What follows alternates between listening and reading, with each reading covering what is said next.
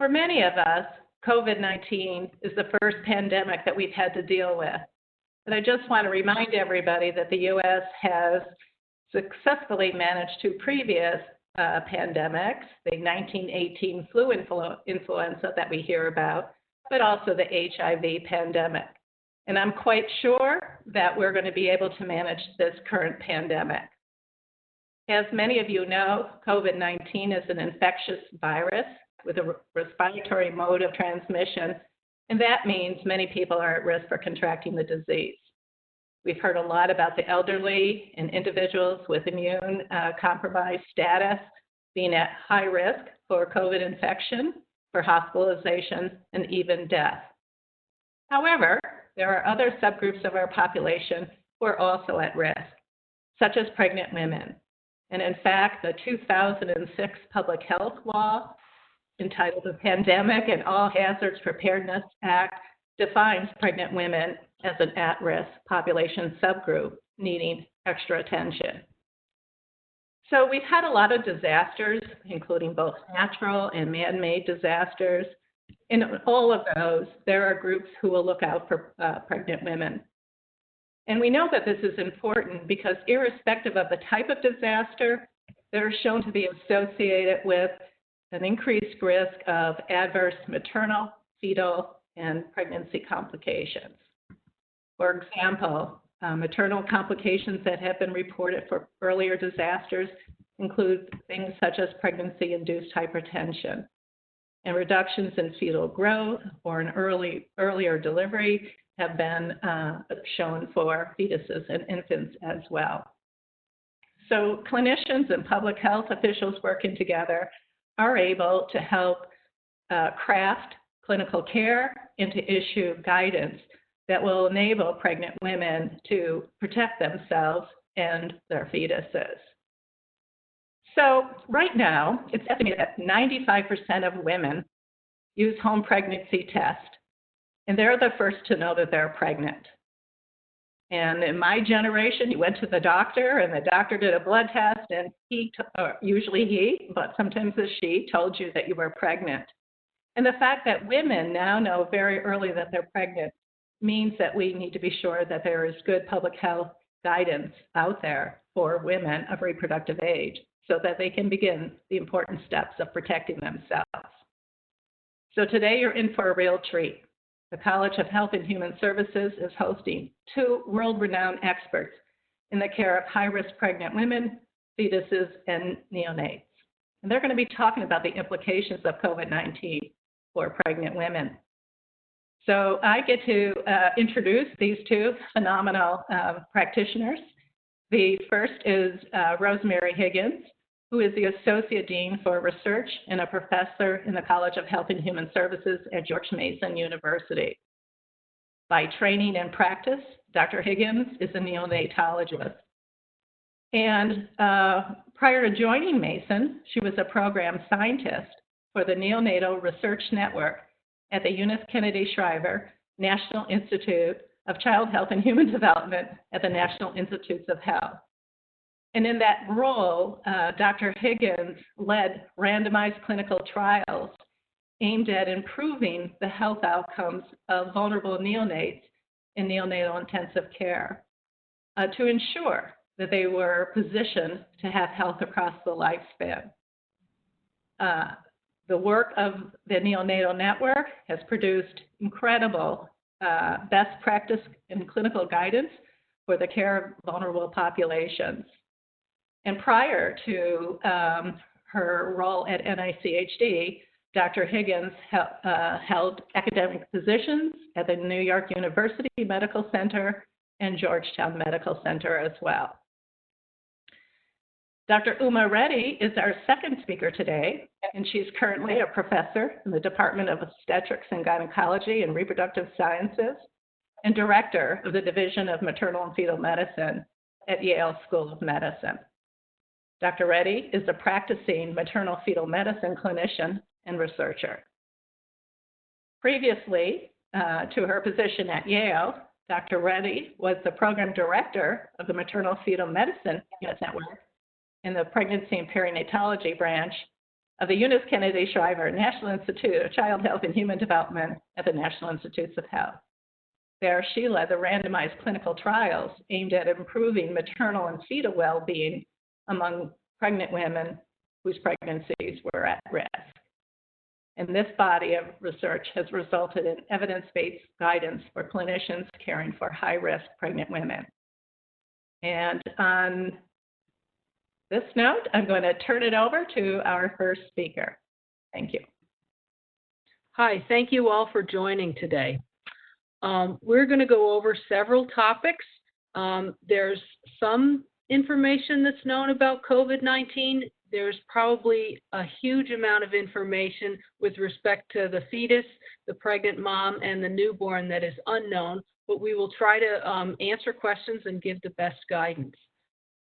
So if we go to the obstetric care, I'm going to let Dr. Reddy, tell us the difference between usual prenatal care and if a mom has confirmed or suspected COVID-19. Dr. Reddy? First of all, thank you for inviting me. I'm delighted to speak at this webinar series. So in terms of usual prenatal care, we in Connecticut were hit hard early on due to our proximity to New York. And we realized that, our first goal is to keep our pregnant women safe but deliver the same level of high quality care and, ensure the best outcomes possible for their pregnancies. So we realized that, usual prenatal care a little bit to decrease the number of visits because we were concerned at that point. There wasn't a lot known. We knew there were symptoms, so we instituted several things. First of all, screening women, making sure before they came in, they didn't have symptoms of cough, respiratory symptoms, shortness of breath, loss of smell, and was a new symptom that, after a couple of weeks, we realized that that was a symptom that women were, and adults in general were reporting with COVID, diarrhea. So there were a whole host of symptoms that were associated with COVID infection. So we wanted to make sure, fever, of course. So we started instituting screening, meaning we would call women up before they even came in for their appointment and ask them if they had any of those symptoms. And if they didn't, then, they would come for their prenatal care. And then we could talk about if they did have that symptom, how we would handle that.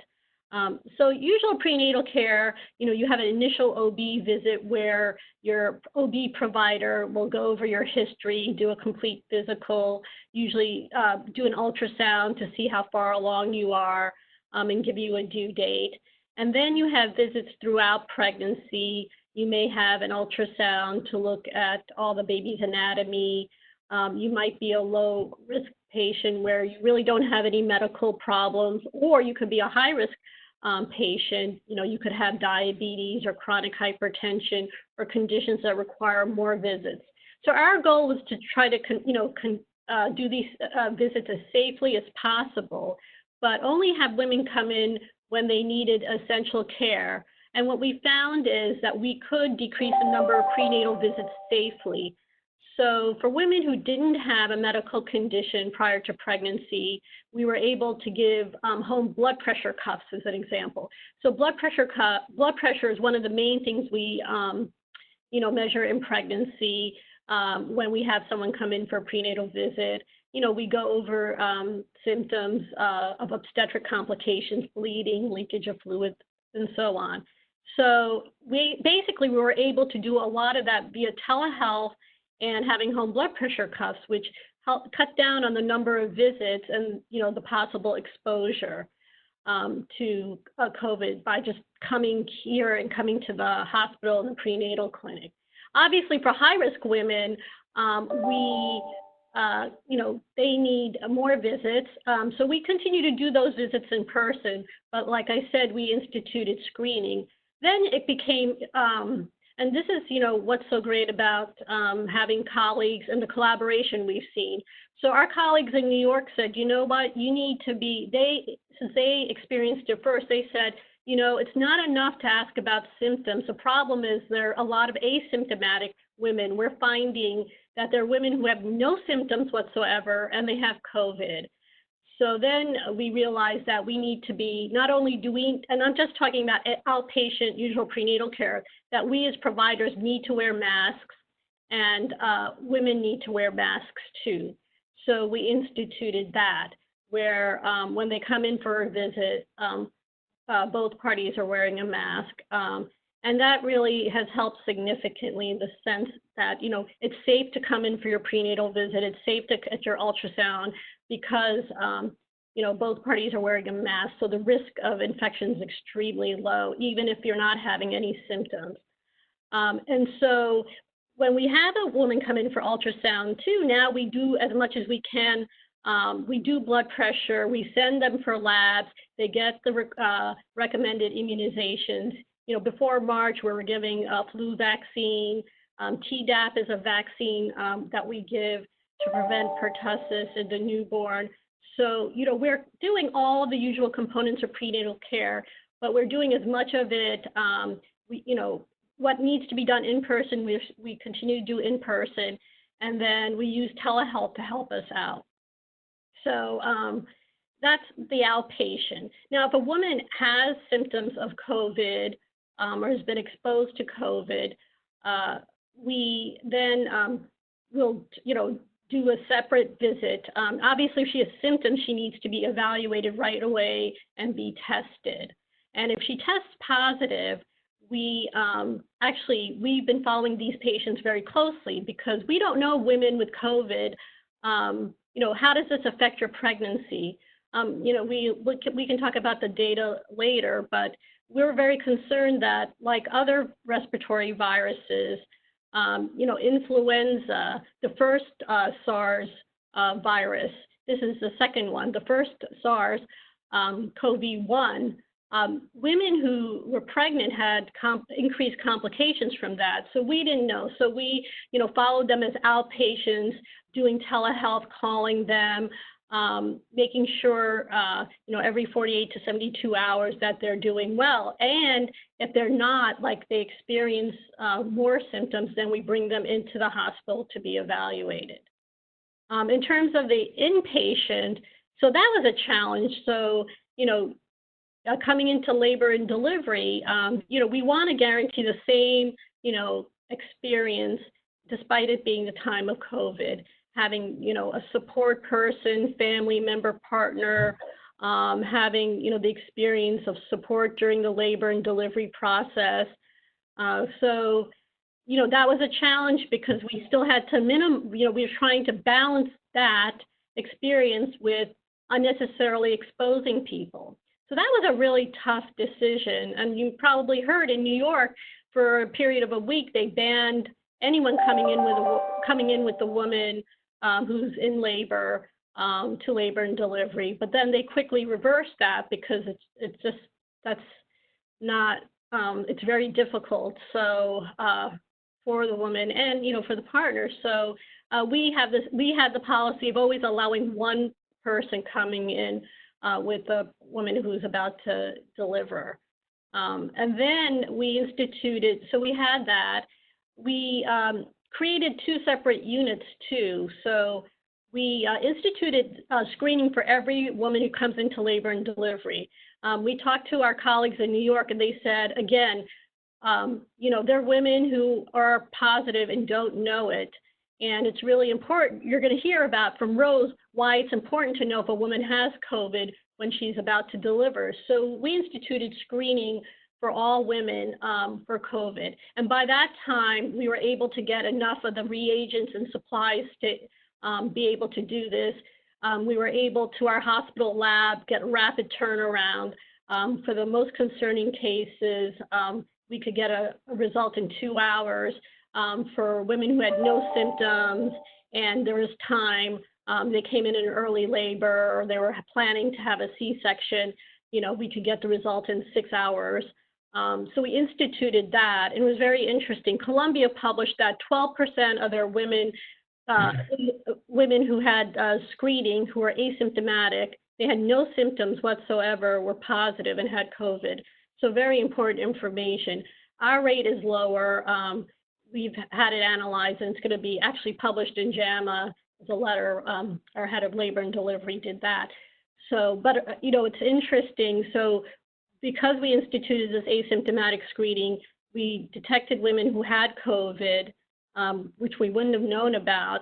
So then we were like, it's important to try to give the same experience for women who have COVID in terms of their labor and delivery experience, but keep them separated from women who don't have COVID to minimize exposure. So we created the OCCU, the Obstetric Comprehensive Care Unit. So it's right next to labor and delivery, same nice labor and delivery rooms where partner can be in the room for the delivery, but separated. So women with COVID would be in the OCCU, and women without COVID would be in the main part of labor and delivery, but same exact rooms, but there was a negative pressure room for COVID positive patients in case they need a C-section, all the PPE, N95 masks, all of that available. So it's really transformed the way we do inpatient medicine, obstetrics, and outpatient obstetrics. But I think the good news is because we were very fortunate to learn from our colleagues in New York, we were prepared, having enough testing kits, implementing wearing masks and cutting down on the number of visitors and having them wear masks. Anyway, I can answer more questions. I could go on and on. We made special schedules for, we were concerned about physicians and healthcare workers and nurses becoming sick. So we had like these master schedules where, if entire team, OB team was sick, got COVID, that there would be a whole fresh new team that had been home for 2 weeks to come in and save the day. And thankfully, we haven't had to, use these schedules because we really, in terms of the healthcare workers, have, in the past 3 weeks, we haven't had anyone come down with COVID. So much, different than at the beginning of this epidemic here. Now we'll move on to the newborn. So a baby who is born to a mom who's either suspected or confirmed COVID positive would still get the usual delivery room care. You dry the baby off, the baby would get the vitamin K. You would want the baby, obviously, to see the mom. And if the mothers are COVID positive, they can see their babies as long as they have a mask on. Generally, what is happening and what's recommended by the American Academy of Pediatrics is to separate the infant from the mother if the mother is a known COVID positive. However, the mother could still breastfeed if she's wearing a face mask, or she could express the milk and that could be fed to the baby by another provider. Clearly, if a baby is born to a mother who's positive, that baby should not be around other newborns. That baby should be isolated if it is not in the mother's room.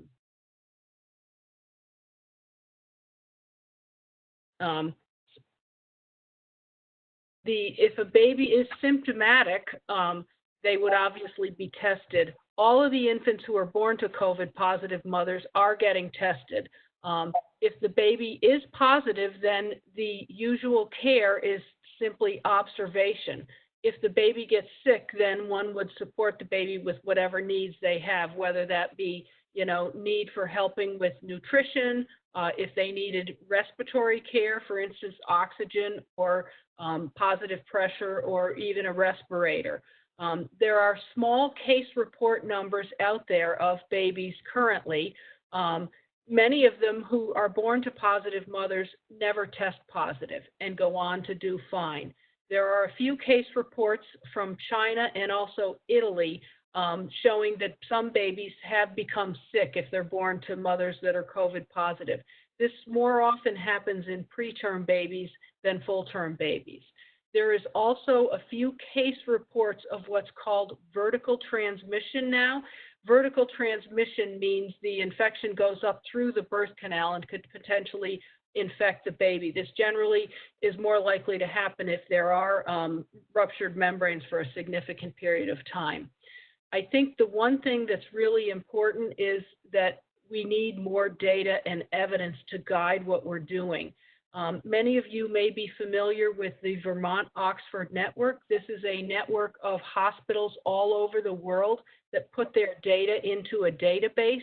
They started approximately a month ago a COVID-19 registry, whereby any of their participating hospitals, as long as they've gone through the regulatory channels, can start uploading information about these babies that are born to actually as COVID positive mothers and or COVID positive baby, so that you can find out what the actual potential rate of infection is in these babies, because this is information that we don't have and it's emerging knowledge. So I think this is a very important thing that this Vermont-Oxford network is doing. And they've been one of the leading networks that investigates basically neonatal and preterm epidemiology that has then been used to guide practice for neonatology as well as pediatricians.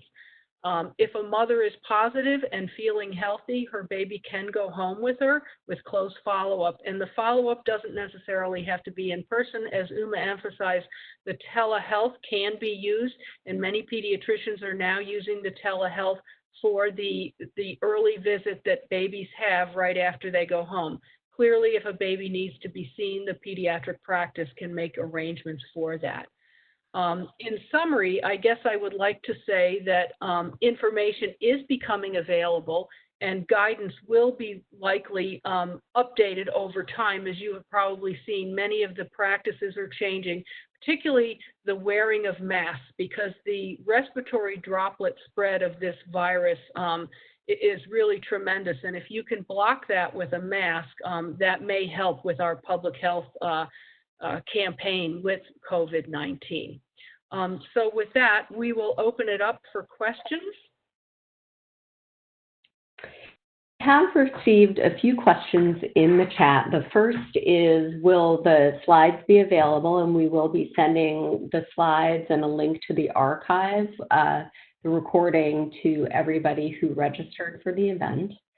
The next question that's come in is about women, are pregnant women at higher risk for respiratory infections, and does that make them more susceptible to COVID-19? I'll take that one. That's a great question. As I mentioned before, with the respiratory viruses that we've had a lot of experience with, influenza and then the first SARS-CoV-1 virus, COVID-19 is due to SARS-CoV-2. But so the previous SARS virus and influenza, we know when pregnant women get these viruses, they are at increased risk for complications compared to a woman who's not pregnant. And that's because of changes related to just normal pregnancy. A relative your immune system is down-regulated, meaning it's not as revved up because it's thought to be immune tolerant state. Basically, you don't want the immune system to reject the fetus as being foreign, so your immune system isn't as active.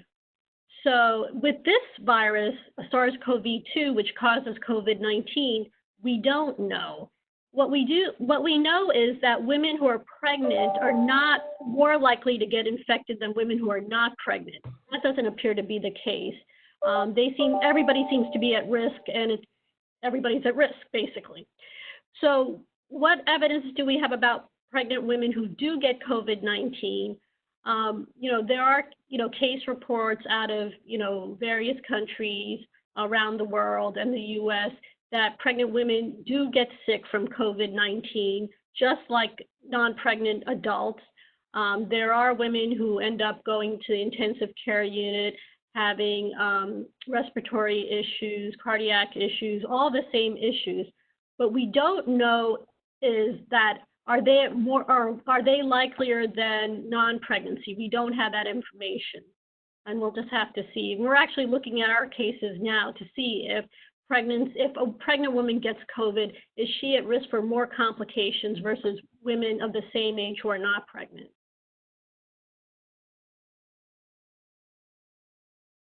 We have a number of questions about whether it is safe for pregnant women to be doing kind of daily activities such as going to the grocery store, pumping gas, other, public engagement. Yeah, it's a very good question. I think, like everybody, limiting, doing what you need to do, wearing a mask, practicing appropriate social distancing, washing your hands, all the basics to decrease your risk of infection. But I think, wearing the mask, washing your hands, appropriate distancing, and then, doing what you need to do.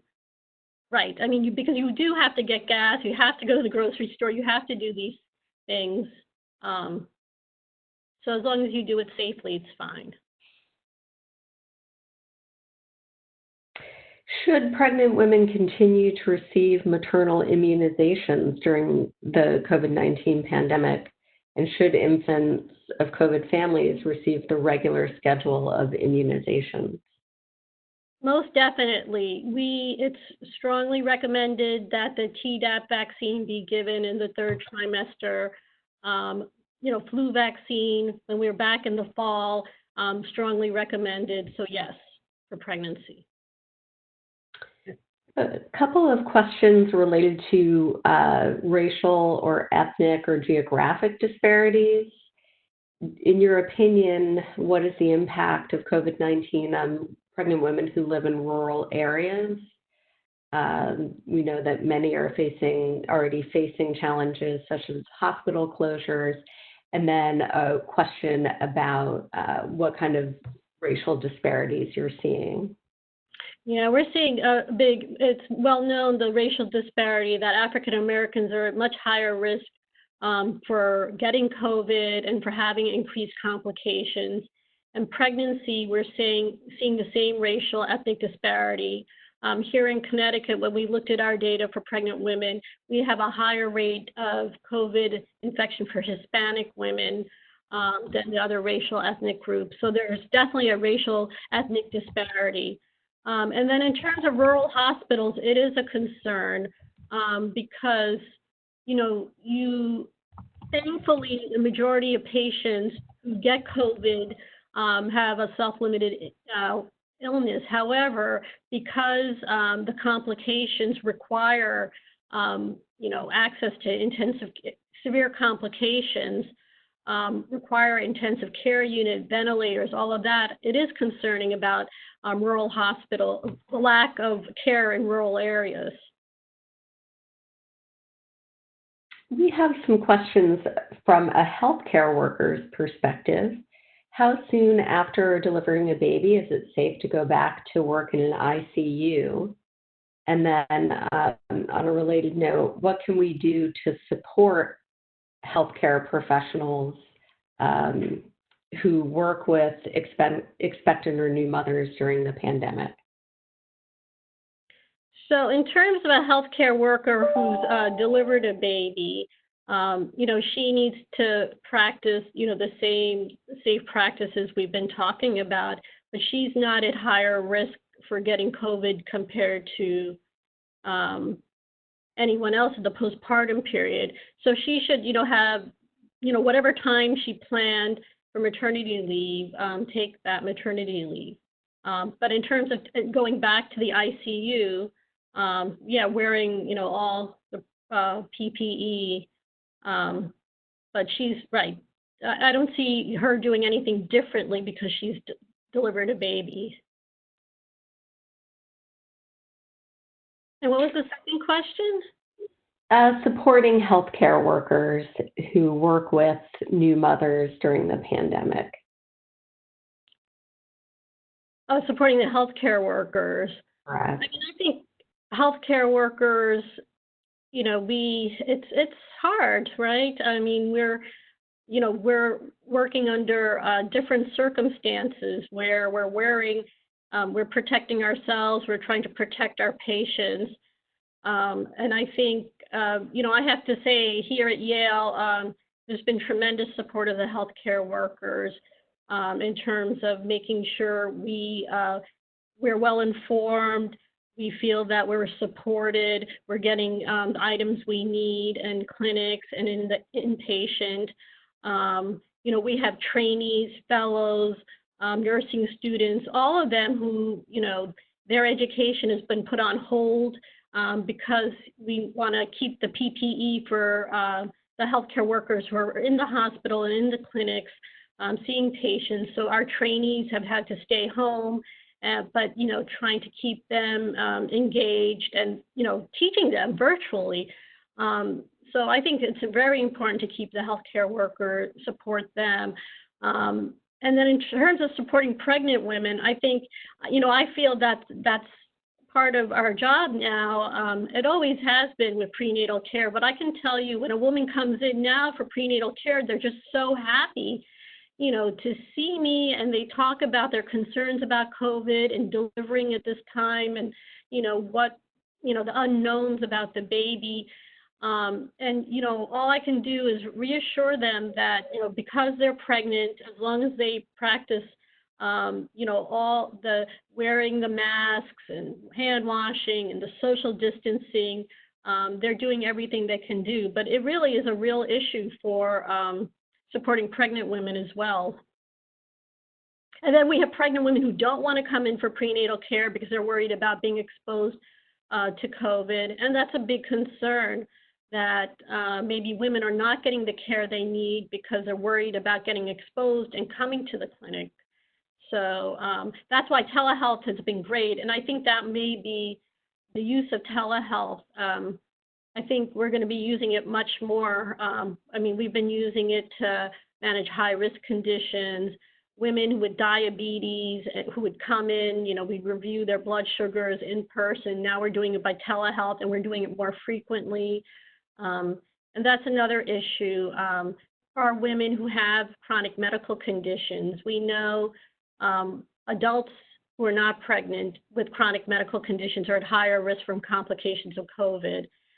So that's another area where we don't know if women who come into pregnancy with these conditions, are they at higher risk for pregnancy complications?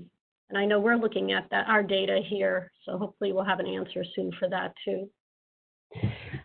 I think a related question around limiting the visits and having those via telehealth is it safer for a mother to deliver at home with a certified midwife than delivering in the hospital? You know, that's a really good question. You know, coming into the hospital is very safe. I think, you know, hospitals are screening patients. They have enough PPE. I think it's safe to come into the hospital. So if your plan was to come into the hospital to deliver, I think it is, I want to reassure you, the hospitals are safe. You know, because we're doing much more screening. We're so much, in a month, we have really managed to, now we're enacting all the practices that make it extremely safe as before COVID. I think the screening, enhanced screening patients, separation of patients who have COVID from non-COVID areas, all the practices that have been implemented. Physicians are wearing full PPE when they do a delivery, a vaginal delivery or a C-section, both has made, you know, delivering in the hospital safe. When a vaccine is made available, I think this is a question for Rose and for Uma. Is it advisable for a pregnant woman to get the vaccine, or would it be better for her to hold off and just continue normal precautions? That's really a great question, which I don't have the answer to right now. You know, if the vaccine can be given to a pregnant woman, it's not a live vaccine. You know, that's like other vaccinations. They're not, you know, we give vaccines in pregnancy, obviously. So if it's not a live vaccine, you know, theoretically that would be good because that would protect the baby. This issue of can a mother give it to her baby through the birth process is very interesting. We don't have, like Rose said, there's been reported cases here and there. What we do know is that a woman who gets COVID-19, it has been found in the placenta. And as you all know, the placenta is what gives the baby, blood flow goes from the mother to the baby, and nutrients go from the mom to the baby. And they have found the virus on the fetal side of the placenta. So there have been a couple of cases, less than a handful of cases, where they've said, they've documented that the baby was infected, we think, through the birth process. But it's not definitive because there's always the question, oh, well, the baby tested positive. Maybe the baby was exposed in the intervening time between it being born and when the testing was done. So they just reported a case out of Italy where they said the testing was done immediately after the delivery and the baby was positive. But it's still, vertical transmission, it's still not, we're not sure if it 100% if that happens or not. And if it does happen, it's extremely low because, there hasn't been a definitive case reported yet. And I'll let Rose, since I've been doing all the talking, answer about the baby and vaccine. Yeah, well, if we can go back to the pregnant mother and if a vaccine is made available, it depends if it's a live or a killed vaccine. The second point I want to make about the maternal vaccines is usually when vaccines are tested, they're tested in healthy populations, and then they're tested in at-risk populations. There are, and Uma can attest to this, doing trials in pregnant women is very hard because you have the mom and the fetus. And so people get very hesitant to test pregnant women for various therapies because they're not sure what will happen to the fetus. So that may be one of the last populations in which a vaccine trial could potentially be done. But I agree with Uma, if it's a killed vaccine, it should be okay for pregnant women, depending on what the recommendations are once a vaccine is developed. As far as babies are concerned, what's happened with the stay-at-home orders is well child visits and well infant visits have largely been delayed. And so that could result in a delay of vaccination. But now with more opening up, it's really important for parents of infants to communicate with their pediatrician to find out if they're doing vaccine visits. Because what many healthcare providers will do is they'll have a separate entrance for well versus sick patients, particularly in large pediatric practices. And so it's up to the healthcare providers. So you can contact your practitioner to see what they're doing, particularly with some of the relaxation of the stay-home orders. As far as vaccines being available for children, again, the children are in the same category with pregnant women as far as vaccine testing, and usually you do it in healthy folks first. So there's more to follow on that, and we definitely need more information on this. We have a number of questions around complications that have arisen from COVID-19 or any evidence of increased miscarriage rates. Yeah, that's a great question. We don't know about the miscarriage rate. We don't know if it's increased or not. So that's something as we gather bigger numbers through registries. So women who've had COVID-19, there's an effort to report these women and their outcomes to registry. So we don't know if there's an increased risk of miscarriage or not. In terms of complications, women who are pregnant, we know they have the same complications as non-pregnant women and men. So basically, the rate of going to the hospital for complications, pulmonary lung complications, respiratory distress syndrome, heart complications. So when a woman who's pregnant is in the intensive care unit, it's even more complicated because there's also the baby to consider. So when we have women who are in the intensive care unit, we're OBs, we work very closely with the intensive care unit doctors because things like oxygen, how much oxygen to give the woman. In adults, You can tolerate a lower oxygen saturation, the amount of oxygen in the blood, but in pregnancy it needs to be higher of the patient. So a pregnant woman, we want her positioned so she maintains blood flow to the baby. So there's all these different, considerations because the woman is pregnant, because her physiology is different. So that's, a very, scenario like that, we have multidisciplinary care, the OBs, intensive care unit doctors, all the appropriate subspecialists are working together. So I'll take the infant and child side of this. We have a lot to learn about this disease in children. While some children and infants have been sick with the COVID-19, most of what we've seen is in the adult population. But there are now emerging reports that infants under a year of age and those with underlying medical conditions may be at higher risk of serious illness from the COVID-19 than other children. And there is this recently described in the last several weeks inflammatory syndrome that children develop well into the course of the disease. And many of you have probably seen the pictures on the news with the rashes and those sorts of things. So we don't know, those are small numbers that are being reported. But usually children generally have a mild cold-like symptom such as fever, runny nose, cough. Also have seen vomiting and diarrhea in some children. Children with certain underlying medical conditions such as chronic lung disease or moderate to severe asthma, children with heart problems or weakened immune systems may be at higher risk for severe illness. But at this point in time, we need to collect more information to get a better handle on what the actual prevalence rate is and then what the chances of developing serious disease in infants and children. I would give one plug here for infants.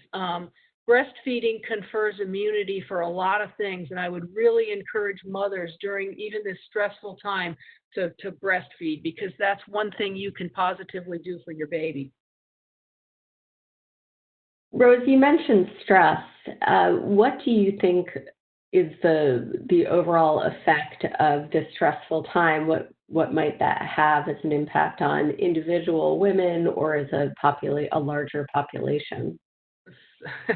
Yeah, there's a lot of stress. Not only do we have the stress of the infection itself, but we have all of the social determinants of health that are going on, such as people who are losing their jobs or people who have food insecurity, folks who don't have a place to live. All of those sorts of things are going to confound the whole picture. And pregnancy and having a baby is stressful in and of itself in a normal world. And I think as time goes on, more information will emerge about the impact of this pandemic on mothers, their children, and their families. And what do you see as the most urgent research question or questions that need to be answered with so much unknown? I can start with pregnancy. In terms of pregnancy, we need to understand if pregnant women, if they get COVID, are they at higher risk for complications compared to non-pregnancy, similar to the other respiratory viruses? We still don't have that information.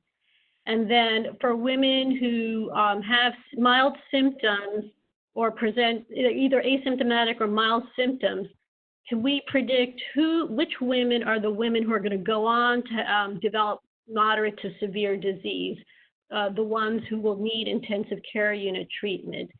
So because in some patients, this rapidly progresses. So if we can figure out, is there a lab finding, is there something where, that patient, has COVID, but they're going to be fine.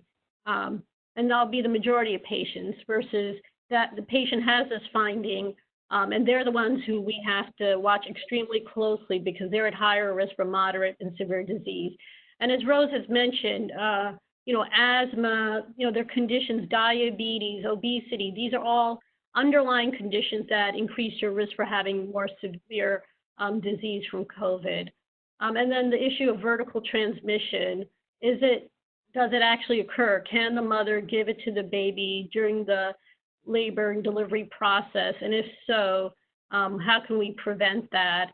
And then obviously, as Rose mentioned, the vaccine, you know, and the use in pregnant women. So I think those are the big areas. And then, you know, for the near term, I think, you know, how do we give, you know, I've been talking about trying to give healthcare effectively because we want to do all the components of prenatal care, but minimize, you know, unnecessary exposure, but also, you know, the care, the support, you know, all the components that ensure a healthy pregnancy.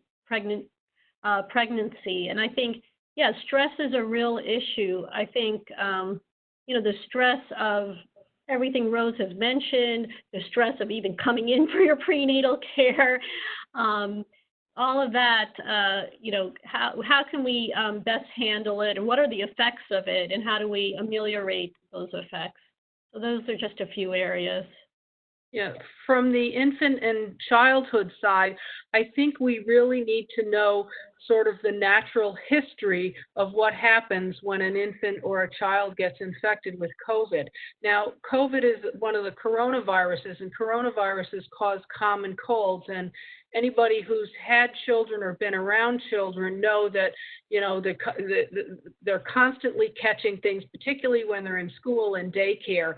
And 9 times out of 10, they get better without any problem. I think we need to understand how serious this is in children, or not serious if it's a minor illness, and we really need to know the rates of them. We also need more information about this inflammatory syndrome that's been described in some of the children. Who's at risk for that? Is it sort of a different type of the virus? Those sorts of things.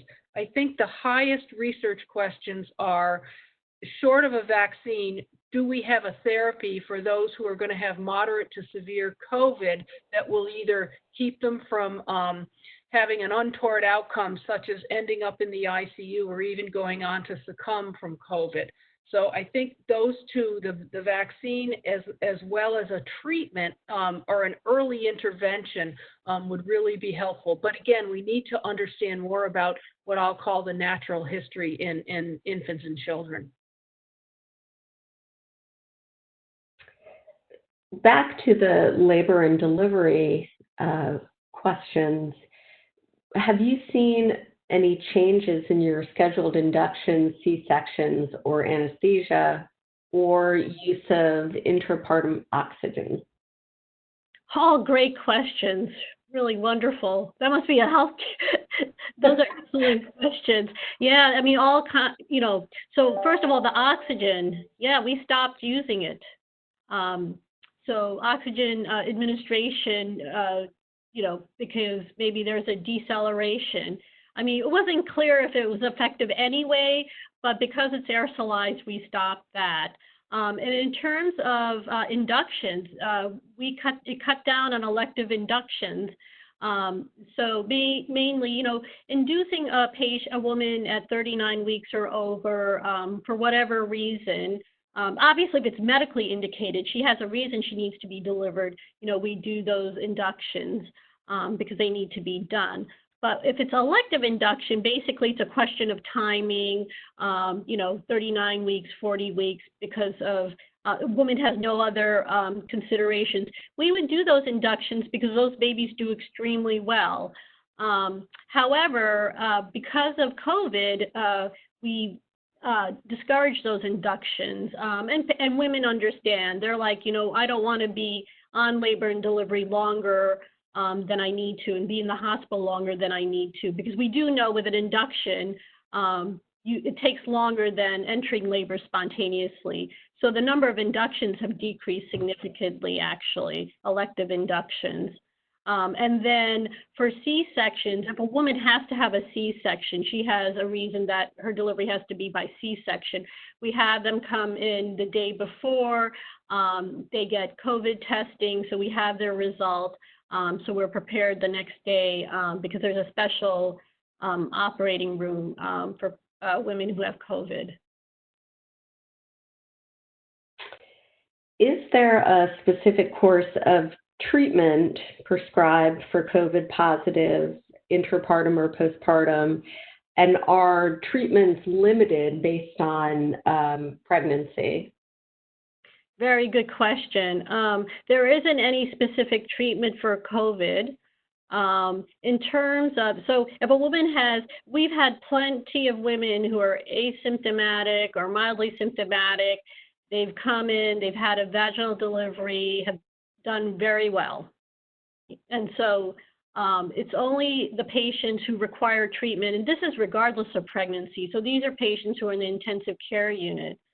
So those are the patients who, so their criteria for treatment, when to put a patient on a ventilator based on their oxygen saturations, when to initiate treatment with different medications, remdesivir. There are a whole host of other medicines. It's clinical trials, enrolling a patient in a clinical trial, if possible, is good, because the problem is we don't know if these other medicines work. But pregnant women have been offered, like remdesivir, they've been on remdesivir and other medicines when they're in the intensive care unit. So being pregnant isn't a reason to withhold those medications. But again, only patients who are, who have severe illness are being treated, moderate to severe illness. And for the infants, there's no specific treatment other than the usual supportive care, the help with nutrition, the help with respiratory support or breathing if they need it.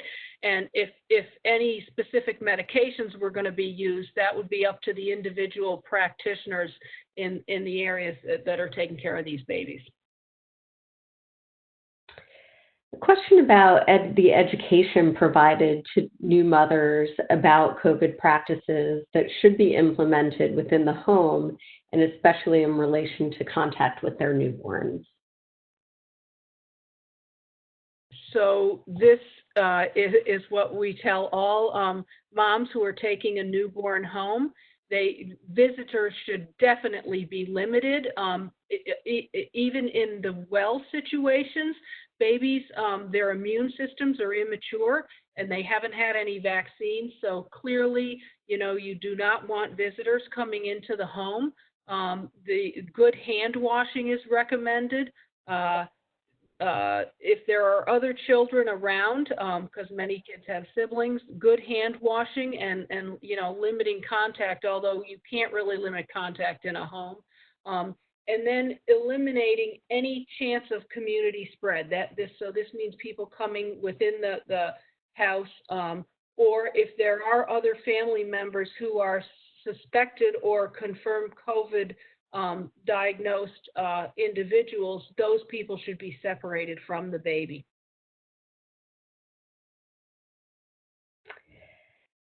I think that is the time that we have for questions now. With that, I'll turn it back to Germaine. Turning my mic back on.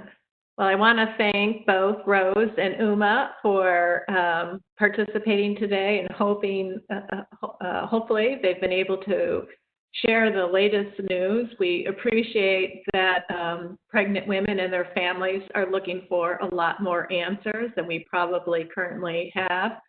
But here's hoping that science and clinicians, public health folks working together will be able to bring that guidance before long so that we can ensure the health and well-being of pregnant women, their fetuses, and neonates. So thank you both on behalf of the college for participating today, and thanks to our participants who joined in. And thank you for giving these two clinicians such great and challenging questions. I was impressed. So thank you very much for that. Thank you. Thank you. Thank you. And we look forward to seeing everybody in the next two webinars planned in our series. The next is on May 28th on weighing the decision to safely reopen Northern Virginia. And that's from 12 to 1. And then on June 2nd from 4:30 to 5:30, a deeper look into the implications for rural populations. Thanks so much, and we look forward to seeing you then. Goodbye, everyone. Thank you. Thank you. Bye-bye. Take care.